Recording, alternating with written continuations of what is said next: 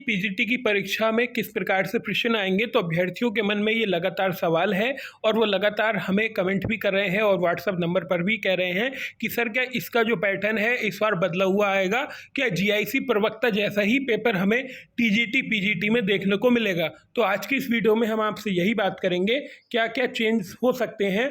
लेकिन अभी ये तो नहीं बताया जा सकता कि पेपर ऐसे ही आएगा, लेकिन हम कुछ कयास लगाएंगे जिनके अनुरूप पेपर बनते हैं।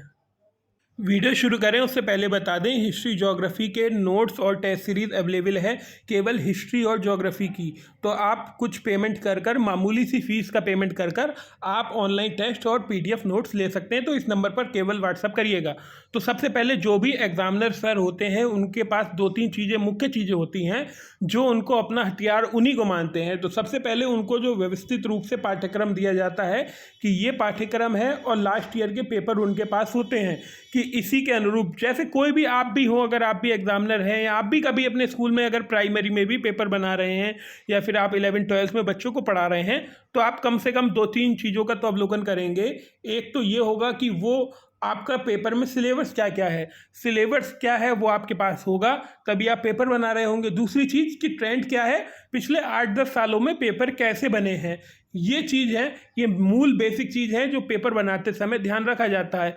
लेकिन कभी कभी चीज़ें बदल भी जाती हैं, जिस प्रकार से इस बार हिंदी का जो पेपर है वो कठिन आ गया। जैसे आपने देखा इस बार टीजीटी हिंदी का जो पेपर है वो कठिन आ गया और संस्कृत का जो पेपर है वो काफ़ी सरल आ गया, जिस वजह से 118 मेरिट गई थी 125 में से।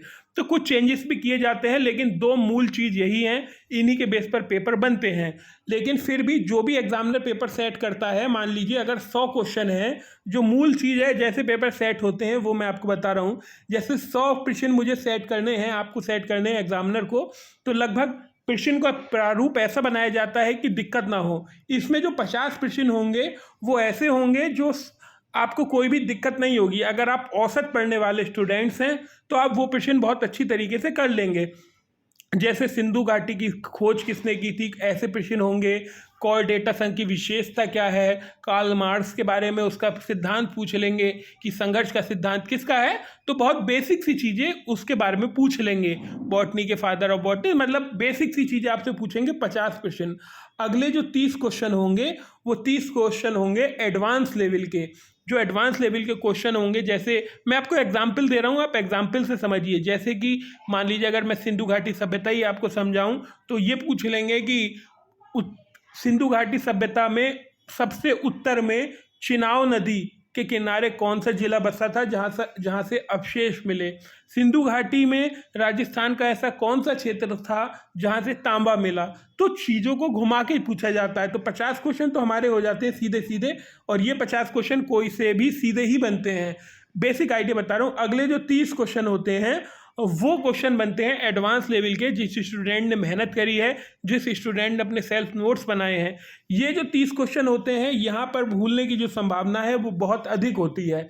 जैसे कुतुब मीनार का निर्माण किसने कराया, तो कुतुबुद्दीन ऐबक दे दिया, इल्तुतमिश दे दिया, और फिर बहलोल लोदी, सिकंदर लोदी, इब्राहिम लोदी। तो आप तो ये याद कर गए थे कोई लोदी है जिसने कुतुब मीनार में निर्माण कराया था, लेकिन आपको याद नहीं है, तो यहाँ पर आप फंस जाते हैं। ये जो 50 क्वेश्चन है ये तो सीधे सीधे मिल जाएंगे आपको। ऐसे करके मैं आपको फिर से एक बार समझा देता हूँ।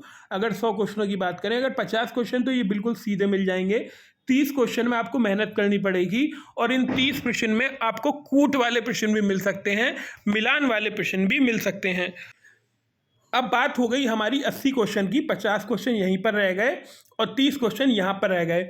इसमें लास्ट ईयर के पेपर भी बहुत दबा के रिपीट किए जाते हैं। ये जो अभी 80 प्रश्न बने हैं, इसमें लास्ट ईयर के पेपर भी दबा के रिपीट होते हैं, अनगिनत मात्रा में रिपीट किए जाते हैं क्वेश्चन।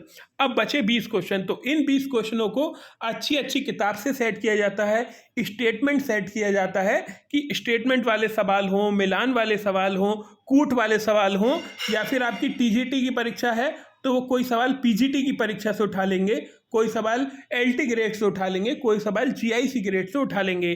तो ये जो 20 क्वेश्चन है ये काफ़ी कठिन माने जाते हैं। ये स्टैंडर्ड बुकों का सहारा लिया जाता है इसमें, और चीज़ों को जो स्टूडेंट ने डीप स्टडी करी होगी वहीं से ये क्वेश्चन कर पाए।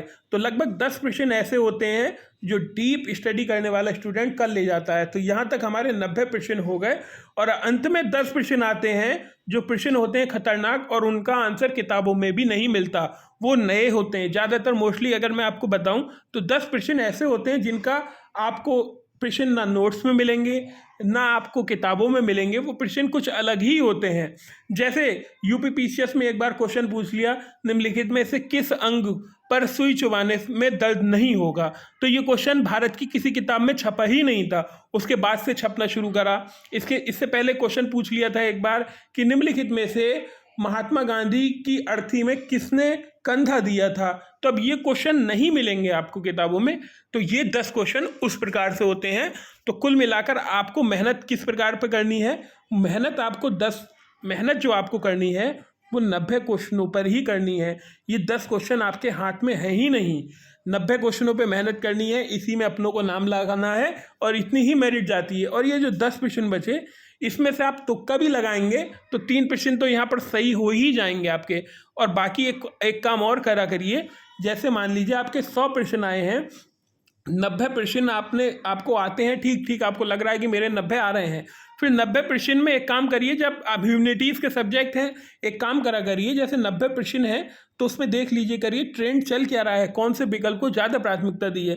आपको लग रहा है सी बहुत आ रहा है, सी बहुत आ रहा है, लग रहा है 90 प्रश्न में आपको लगा कि यार 30 क्वेश्चन तो सी सही है, तो मैं तो यही करता हूँ और बाकी स्टूडेंट भी अच्छे यही करते हैं, अगले 10 क्वेश्चन जो आपको नहीं आते उसमें वो सी लगा देते हैं। इससे प्रायिकता बहुत सही हो जाती है क्वेश्चन ठीक होने की। इसके अलावा कुछ स्टूडेंट तुक्का इस प्रकार से भी मारते हैं, ये भी एक ट्रिक है। ए बी सी और डी ये ऑप्शन है, तो जब एग्जामिनर या आप भी क्वेश्चन सेट करेंगे तो वो सोचता है कि यार पहली बार में अगर उत्तर बता दूं तो यार सही नहीं रहेगा, तो बी और सी इन क्वेश्चनों पर एग्जामिनर अपने क्वेश्चन के उत्तर सेट करते हैं, यही क्वेश्चन मोस्टली ज़्यादातर सही हो जाते हैं। तो ये कुछ सावधानी है जो पेपर करते समय आप सावधानी रखिए, बाकी पैटर्न पहले जैसा ही आएगा। हो सकता है कुछ डीप प्रश्न पूछ लिए जाएं, मैंने आपको बता दिया पैटर्न किस प्रकार से चीज़ें बनती हैं, प्रश्न कैसे बनते हैं, तो कोई ऐसे घबराने वाली बात नहीं है। बाकी हिस्ट्री ज्योग्राफी के नोट्स और टेस्ट सीरीज से जुड़ने के लिए इस नंबर पर व्हाट्सअप करिएगा, कोई ऐसी टेंशन मत लीजिए, अभी है आपके पास 1-1.5 महीना, आराम से अपनी जो रिवीजन है उसे करते रहिए। मॉक टेस्ट की भूमिका मैं आपको बता दूं, काफ़ी स्टूडेंट कह रहे थे कि सर ऑन टेस्ट लिया जाए या नहीं लिया जाए, तो टेस्ट लेने की सबसे बड़ी शर्त है 1, 2, 3।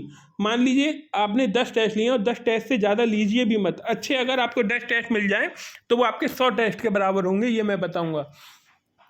1, 2, 3 हमारे नंबर आ रहे हैं 40, हमारे नंबर आ रहे हैं 30, हमारे नंबर आ रहे हैं 100 में 33। अब हो क्या रहा है, आप डिमोटिवेट हो जाएंगे कि यार मेरा नहीं हो पाएगा सिलेक्शन, अब मैं नहीं कर पाऊंगा।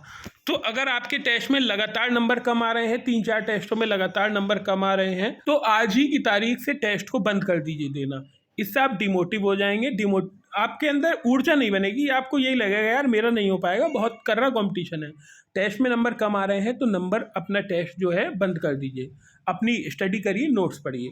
बाकी जो स्टूडेंट ऑनलाइन टेस्ट दे रहे हैं, जैसे हमारे अभी 10 ही टेस्ट हैं पीजीटी में, और तो अगर मैं आपको बताऊं तो देखिए कैसे इसे पढ़ना होता है। अब कुछ स्टूडेंट कहते हैं कि सर टेस्ट होने चाहिए 20-30 तो कम से कम टेस्ट होने चाहिए।